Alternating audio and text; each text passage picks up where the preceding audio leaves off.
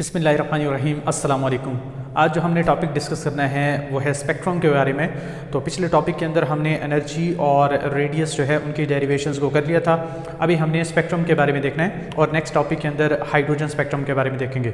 ठीक है जी, तो अभी स्टार्ट करना है हमने स्पेक्ट्रम के बारे में। तो स्पेक्ट्रम क्या है जी? अ विजुअल डिस्प्ले और dispersion of white light into components यानी colours when passes through prism. जब हम वाइट लाइट को एक प्रिज्म में से गुजार रहे होते हैं, प्रिज्म आपने देखा होगा आपके लैब के अंदर काफ़ी सारे इंस्ट्रूमेंट्स मौजूद होते हैं। इवन आपने मैट्रिक के अंदर भी प्रिज्म को देखा होगा कि प्रिज्म एक तकून टाइप जो होता है उसकी जो है ना तीन जो है ना फ्लैट साइड्स होती हैं और एक जो है ना तकून ट्राइंगल जैसा होता है। ठीक है जी, और वो ग्लास का बना होता है। जब उसमें से रोशनी को गुजारते हैं तो रोशनी डिफरेंट कलर के अंदर डिस्पर्स हो जाती है। ठीक है जी, मतलब एक साइड से वाइट लाइट किसे कहते हैं कि जो सूरज की रोशनी है या जो आपका जो बल्ब होता है पुराने घरों के अंदर जो लगा होता है 100 वाट का जैसे बल्ब होता है वो वाइट लाइट होती है। ठीक है जी, जैसे ही उसको क्या करेंगे आप उसको प्रिज्म में से गुजारेंगे तो दूसरी साइड पर एक रंगीन सी रोशनी जो है वो निकलती है जिसमें सारे कलर्स आपको नज़र आ रहे होते हैं। ठीक है जी, तो वो जो सारे कलर्स के अंदर एक वाइट लाइट डिस्पर्स हो गई है उसको दिखाने का जो मेथड है उसे हम क्या कहते हैं? स्पेक्ट्रम कहते हैं।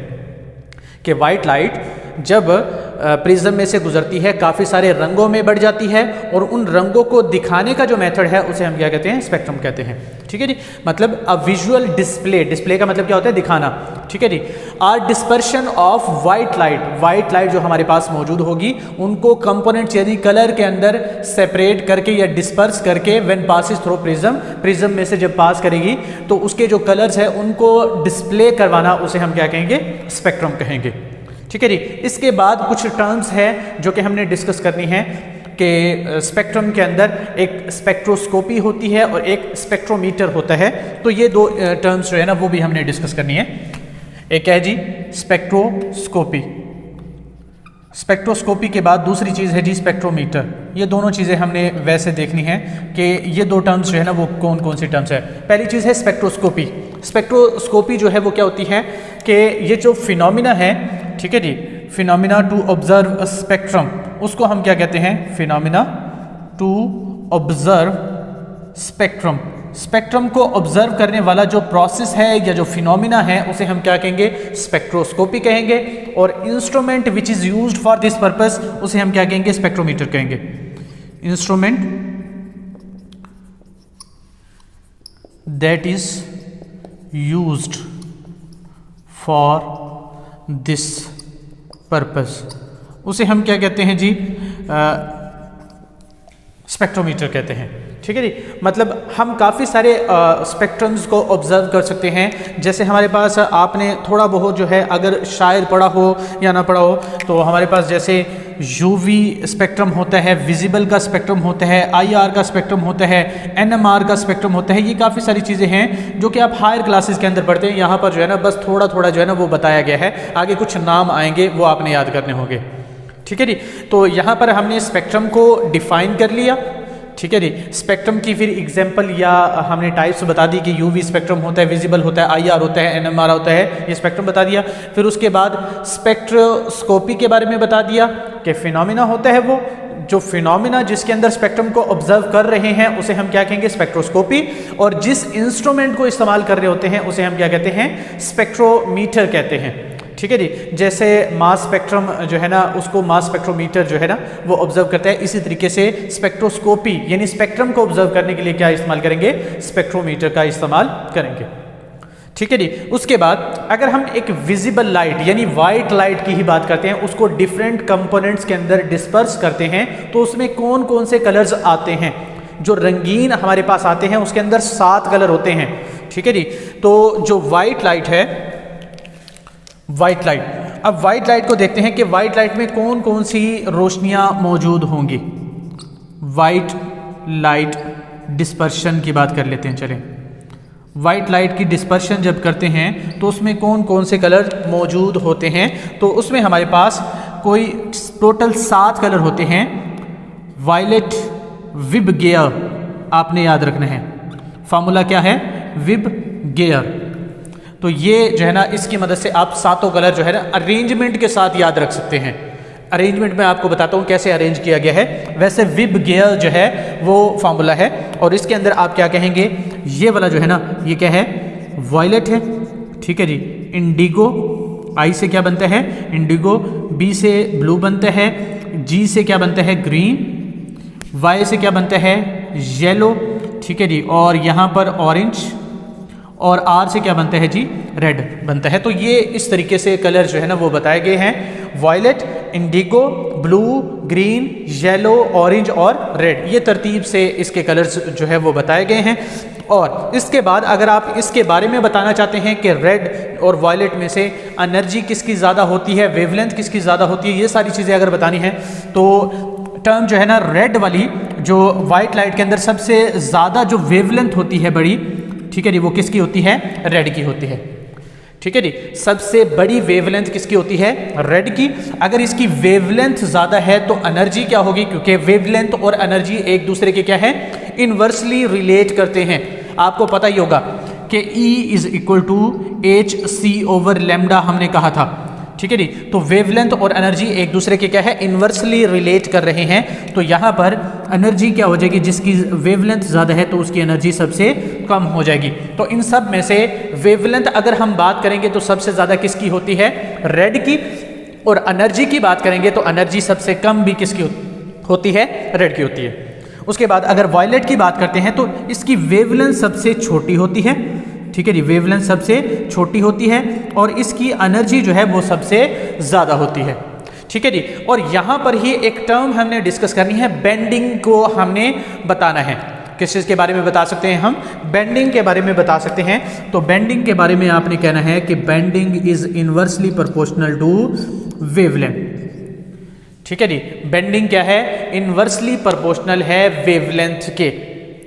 समझ में आ जाएगी बात। अच्छा, अब मैं आपसे पूछता हूँ कि जो है वो बेंडिंग मतलब इनवर्सली प्रोपोर्शनल है वेवलेंथ के, तो इसके लिहाज से आप जो है ना वो क्या बता सकते हैं, ठीक है जी। मैं आपसे थोड़ा सा पूछने चाहता हूँ, तो बेंडिंग जो है वो वेवलेंथ के इनवर्सली प्रोपोर्शनल है, उससे हम देखना चाहते हैं।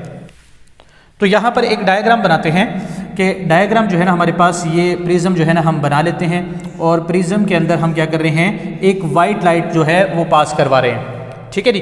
तो यहाँ पर जो है ना ये वाइट लाइट आई है, अब ये डिफरेंट कलर्स के अंदर जो है ना वो क्या हो जाएगी सेपरेट होना शुरू हो जाएगी, ठीक है जी। हमारे पास एक ये वाली वेवलेंथ आई है और एक ये वाली वेवलेंथ आई है, ठीक है जी।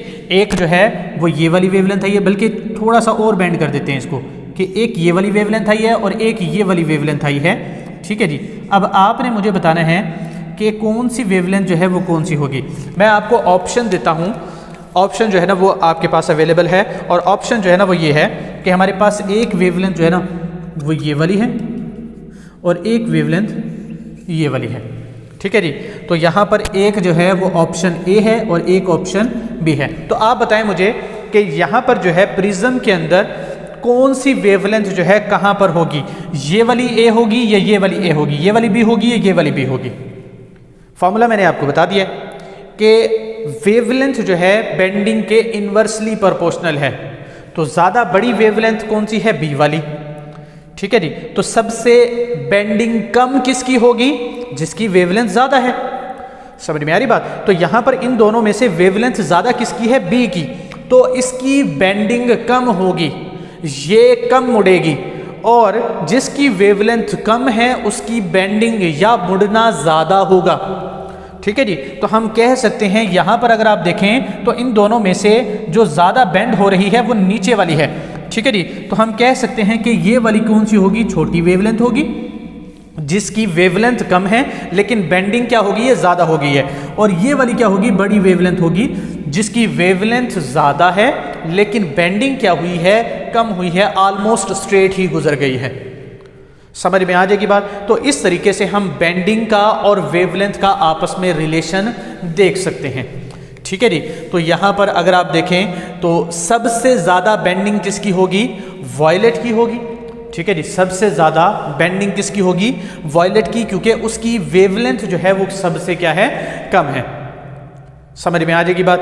तो इसी तरह जो है हम नेक्स्ट इसके अंदर जो है ये वाइट लाइट की डिस्पर्शन को देख लिया। अब हम क्या करते हैं, ओवरऑल सारे टाइप्स की रीजन्स को डिस्कस करते हैं कि ओवरऑल इलेक्ट्रोमैग्नेटिक रेडिएशंस जितनी भी सारी मौजूद होती है उनमें कौन कौन से रीजन्स मौजूद होते हैं। तो अब हमने वो डिस्कस करना है। हमारे पास क्या है जी, इलेक्ट्रोमैग्नेटिक रेडिएशंस। इलेक्ट्रोमैग्नेटिक रेडिएशंस, सारी इलेक्ट्रोमैग्नेटिक रेडिएशंस जो हैं उनमें कौन कौन से रीजन्स जो है वो मौजूद होते हैं। तो उसको याद रखने का भी एक फॉर्मूला है। टोटल जो है हमारे पास रीजन्स जो है वो कितने मौजूद होते हैं, टोटल 8 रीजन्स होते हैं।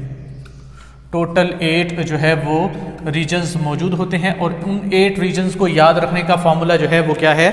तो फॉर्मूले के लिए आपने करना क्या है, इसको याद रखना है गिग्सो-वाइमर। ठीक है जी, क्या याद रखना है, गिग्सो-वाइमर, और लास्ट में सी को आपने वैसे याद रख लेना है। टोटल वैसे 7 रीजन्स होते हैं लेकिन 8वां रीजन हम इंक्लूड कर लेते हैं अक्सर। तो गिग्सो-वाइमर जो है उसके अंदर हमने फार्मूले की मदद से याद रखना है और इनको नाम जो है वो कैसे देना है। जी से जो है क्या बनता है, गैमा रेस। ठीक है जी, जी से क्या बनता है, गैमा रेज बनता है। एक्स रेज बनता है, यहाँ पर यूवी रेज बनता है। ठीक है जी, विजिबल रीजन बन जाता है इसका। ठीक है जी, कौन सा रीजन बनता है, विजिबल। वी से विजिबल, आई से इंफ्रारेड, इंफ्रारेड बन जाता है। यहाँ पर एम से क्या बनता है, माइक्रोवेव्स बन जाते हैं। यहाँ पर आर से क्या बनती है, रेडियो वेव्स बन जाती है। ठीक है जी, और ये कौन सा रीजन होता है, कॉस्मिक रीजन होता है, कॉस्मिक रेज या रीजन होता है। ज़्यादातर जो है ना हम डिस्कस 7 को ही करते हैं क्योंकि अगर हम वेवलेंथ, अभी मैं बताता हूं कि आप कॉस्मिक रेज को ज़्यादातर शामिल क्यों नहीं करते। बेसिकली अगर हम देखेंगे ना तो आगे की तरफ एनर्जी डिक्रीज हो रही होती है। ठीक है जी, हम कह सकते हैं कि गैमा रेज जो है सबसे ज़्यादा इनकी एनर्जी होती है, इनकी एनर्जी सबसे ज़्यादा होती है, और कॉस्मिक या रेडियो वेव की एनर्जी सबसे क्या होती है, कम होती है। सबसे ज़्यादा एनर्जी किसकी है, गैमा रेज की, और सबसे कम एनर्जी किसकी है, कॉस्मिक रेज की। अब एनर्जीज या रेडिएशंस, ये जो रेडिएशन है बेसिकली हम किस चीज़ से डिपेंड करते हैं, क्योंकि इनका मास तो होता ही नहीं है तकरीबन। ठीक है जी, ऑलमोस्ट मास जो है वो नेग्लिजिबल होता है और इनके पास सिर्फ और सिर्फ एनर्जी होती है। क्योंकि हमारे पास जो फॉर्मूला है थ्योरी ऑफ रिलेटिविटी का, तो उसमें 2 चीज़ें ही होती है, E = mc², E = mc²। अगर इसका मास नहीं है तो कम से कम इसके पास एनर्जी तो मौजूद होनी चाहिए ना। तो और इनकी एनर्जी अगर हम देखेंगे, रेडिएशन होने के बावजूद इसकी एनर्जी बहुत कम है, और इतनी कम हो जाती है कॉस्मिक रेज की कि कोई भी डिटेक्टर इसे डिटेक्ट नहीं कर पाता कि ये सामने से कॉस्मिक रेज आई है। नहीं, ऐसे डिटेक्ट होती नहीं है ये। तो ये होती कैसे है, तो साइंटिस्ट वगैरह ने किया क्या कि स्पेस के अंदर गए। अब स्पेस के अंदर उन्होंने क्या किया, वहाँ पर जो है डिटेक्टर को लेके चले गए। अब डिटेक्टर जो है जाहिर सी बात है उसने रेडिएशन को डिटेक्ट करना था, और स्पेस के अंदर कोई भी रेडिएशन मौजूद नहीं थी इन 7 रीजन्स के अंदर से जो हमें डिटेक्ट हो सकती है कि gamma rays, X rays, UV rays, visible, infrared, micro और रेडियो कोई भी मौजूद नहीं थी। लेकिन फिर भी डिटेक्टर जो है बहुत मामूली सी डिफ्लेक्शन शो कर रहा था, जिसका मतलब क्या था कि इन 7 रेडिएशन के अलावा भी कोई रेडिएशन मौजूद है, और जिसको नाम किस चीज़ का दिया गया, कॉस्मिक रेज का नाम दिया गया। तो इनकी एनर्जी बहुत ज़्यादा होती है और इनकी एनर्जी क्या होती है, कम होती है। और अगर हम वेवलेंथ की बात करेंगे तो एनर्जी के इन्वर्सली होता है, हमने पहले भी बात की थी कि ये इन्वर्सली है। तो यहाँ पर वेवलेंथ जो है वो क्या हो जाएगी, बहुत कम, और यहाँ पर वेवलेंथ जो है बहुत ज़्यादा हो जाएगी। तो रेडियो वेव्स की वेवलेंथ बहुत ज़्यादा होती है और गैमा रेज की वेवलेंथ बहुत कम होती है। ठीक है जी, और इवन एक्स रेज की भी बात करें तो इसकी एनर्जी ज़्यादा होती है तो वेवलेंथ बहुत कम होगी। और ये चीज़ें हम डिस्कस भी करेंगे आगे, एक टॉपिक आएगा एक्सरे प्रोडक्शन के अंदर, तो उसमें हम एक्स रेज के बारे में डिस्कस करेंगे कि उसकी एनर्जी जो है बहुत ज़्यादा होती है, उसका वेवलेंथ जो है उसकी वेवलेंथ बहुत शॉर्ट होती है, और वो क्यों होती है, किस तरह प्रोड्यूस होती है, ये सारी चीज़ें हमने डिस्कस करनी है आगे चल के। ठीक है जी, तो ये हमारे पास हो गया किस चीज़ के बारे में बात करनी, हमने इलेक्ट्रोमैग्नेटिक रेडिएशंस के बारे में बात कर ली, और इसके 8 जो स्पेक्ट्रम थे वो हमने बात कर ली। ठीक है जी, अब हमने जो बात करनी है वो किस चीज़ के बारे में बात करेंगे, हम टाइप्स ऑफ स्पेक्ट्रम के बारे में बात करेंगे। और 2 टाइप्स के हमारे पास स्पेक्ट्रम मौजूद होते हैं, एक होता है कॉन्टिन्यूअस स्पेक्ट्रम, ठीक है जी, एक क्या होता है, कॉन्टिन्यूस स्पेक्ट्रम होता है और एक एटॉमिक या लाइन स्पेक्ट्रम मौजूद होता है। ठीक है जी। तो दो हमारे पास स्पेक्ट्रम्स है, कौन कौन से, कॉन्टिन्यूस स्पेक्ट्रम और एटॉमिक या लाइन स्पेक्ट्रम। कॉन्टिन्यूस स्पेक्ट्रम, ठीक है जी। और दूसरा क्या है जी, एटॉमिक या लाइन स्पेक्ट्रम है। इन दोनों स्पेक्ट्रम के बारे में हमने देखना है। ठीक है जी। एक हमारे पास क्या है जी, कॉन्टिन्यूस स्पेक्ट्रम है और दूसरा क्या है, एटॉमिक या लाइन स्पेक्ट्रम जो है। इन दोनों के बारे में देखना है। पहला पॉइंट जो हम बताएंगे कि कॉन्टिन्यूस स्पेक्ट्रम, अब कॉन्टिन्यूस को आपने इमेजिन करना है। मैं आपको पहले एग्जांपल बता देता हूं ताकि आपके इमेजिन रहे। कॉन्टिन्यूस स्पेक्ट्रम जो है ना वो होता है रेनबो। ठीक है जी। आपने रेनबो जो है वो देखी होगी, अक्सर बारिश के बाद क्या होता है, रेनबो जो है ना वो आसमान के ऊपर नज़र आती है आपको। तो उसमें आपने नज़र जो है ना दौड़ाई होगी, तो उसके अंदर रेनबो के अंदर काफ़ी सारे कलर्स होते हैं, मतलब 2-3 कलर वैसे नज़र आ रहे होते हैं, बाकी सारे कलर जो है ना आपस में मर्ज होते हैं, तो इसलिए ज़्यादातर नज़र नहीं आते। ठीक है जी। तो यहाँ पर आपने जो है वो लिखना है, पहला पॉइंट क्या ही आ जाएगा जो मैंने अभी आपको बताया कि different colours are merge into each other. Different colours are merged, ठीक है जी, इनटू ईच अदर। तो पहला पॉइंट ये आ गया है कि डिफरेंट कलर जो है ना वो मर्ज होते हैं। किसकी बात कर रहे हैं, जब कॉन्टिन्यूस स्पेक्ट्रम की। और इसके अंदर बिल्कुल अपोजिट आ जाएगा कि different colours are not merge into each other. Different colours या कंपोनेंट्स भी बात कर सकते हैं। Different components are not merge into each other. पहला पॉइंट हो गया। ठीक है जी। कि इसके अंदर जो है ना डिफरेंट कंपोनेंट इसके अंदर कॉन्टिन्यूस के अंदर मर्ज होते हैं और इसमें मर्ज नहीं होते। ठीक है जी। अगर ये मर्ज है तो यहाँ पर क्या होता है, अगर आपने देखा हो रेनबो को, तो उनके दरमियान कोई बाउंड्री लाइन जो है ना वो ड्रॉ नहीं कर सकते कि यहाँ से ये यहाँ तक जो है ना ये कलर है, यहाँ से यहाँ तक ये कलर है, यहाँ से यहाँ तक ये कलर है, ऐसे बिल्कुल बीच में बाउंड्री लाइन, क्योंकि वो आपस में बिल्कुल डिफ्यूज होते हैं। तो यहाँ पर boundary line can not be drawn between different colours. ठीक है जी। तो यहाँ पर क्या लिखेंगे जी, boundary line can not be drawn between different colours, between different colours भी आप कह सकते हैं या कंपोनेंट्स भी कह सकते हैं, आपकी मर्जी है जो आप कहना चाहते हैं। वैसे कंपोनेंट्स भी कह सकते हैं, ओवरऑल वैसे कंपोनेंट्स होंगे, लेकिन हम कलर्स भी बात कर सकते हैं। ठीक है जी। उसके बाद अगर हम इसकी बात करते हैं तो आपने बिल्कुल अपोजिट इसमें लिखना है कि इसमें boundary line can be drawn, boundary line can be drawn between different colours. Can be drawn बस काफ़ी है यहाँ तक। आगे आप लिखना चाहते हैं तो लिख सकते हैं बिटवीन डिफरेंट कलर्स और कंपोनेंट्स। समझ में आ जाएगी बात। उसके बाद अब यहाँ पर जो है अगर आपने नोटिस किया हो रेनबो को, तो उनके दरमियान कोई डार्क स्पेस नहीं होती, मतलब रोशनी ही है पूरी। ठीक है जी। मतलब डिफरेंट कलर आपस में मर्ज होते हैं लेकिन बीच में कोई भी डार्क स्पेस मौजूद नहीं होती। तो no dark spaces, dark spaces are absent कह सकते हैं। डार्क स्पेसेस आर एब्सेंट, यहाँ पर डार्क स्पेसेस मौजूद नहीं होती। और यहाँ पर आपने लिखना है dark spaces are present, dark spaces are present. ठीक है जी। उसके बाद अगला पॉइंट जो लास्ट पॉइंट है, और वो ये है कि ये किस चीज़ को डिपिक्ट करता है, मतलब जो कॉन्टिन्यूस स्पेक्ट्रम है वो कौन बनाता है और एटॉमिक या लाइन स्पेक्ट्रम कौन बनाता है। तो एटॉमिक या लाइन स्पेक्ट्रम पता ही चल जाता है कि करेक्टरिस्टिक ऑफ एटम है ये। ठीक है जी। एटॉमिक है ना, एटॉमिक का मतलब क्या है जी, कि करेक्टरिस्टिक ऑफ एटम है। Characteristic of atom. तो एटम जो है ना वो ज़्यादातर क्या बनाता है, एटॉमिक या लाइन स्पेक्ट्रम बनाता है। और इसमें आपने बताना है characteristic of matter in bulk, matter in bulk. अच्छा, इसकी अगर मैं यहाँ पर जो है ना वो बताना चाहूँ, थोड़ा सा बता देता हूँ वैसे आपको कि matter in bulk continuous spectrum क्यों बनाता है। देखो, एक एटम जो है ना उसके अंदर जब इलेक्ट्रॉन डी एक्साइट होकर वापस आता है ना, तो वो फोटोन ऑफ लाइट को इमिट करता है, एक लाइन को इमिट करता है, एक लाइन बनेगी वहाँ पर। ठीक है जी, लाइन स्पेक्ट्रम बनेगा। लेकिन मैटर इन बल्क का मतलब है काफ़ी सारे एटम्स हैं, लातादाद करोड़ों अरबों खरबों की तादाद के अंदर एटम्स मौजूद हैं। जब एटम इतने सारे मौजूद होंगे तो जाहिर सी बात है हर एक एटम से जब इलेक्ट्रॉन नीचे जंप करके आएगा, ठीक है जी, वापस स्टेबल या ग्राउंड स्टेट में आएगा तो हर एक फोटोन जो है ना निकलेगा। अब निकल तो एक एक लाइन ही रहे हैं, लेकिन वो काफ़ी सारी लाइनें मिलके एक बैंड टाइप बन जाएगा।